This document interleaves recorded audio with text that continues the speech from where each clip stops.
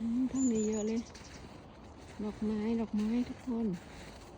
ดอกไม้มันหนาวนี่จ้ะดอกไม้หน้าหนาวเห็นไหมนี่จ้ะก็จะเป็นดอกอย่างนี้กำลังจะบานไหมนี่นะเป็นกีบเขายังบบานเลยนี่เขายังไม่บานต้องรอให้เขาบานเขาจะเป็นสีขาวๆทางนี้เต็มเลย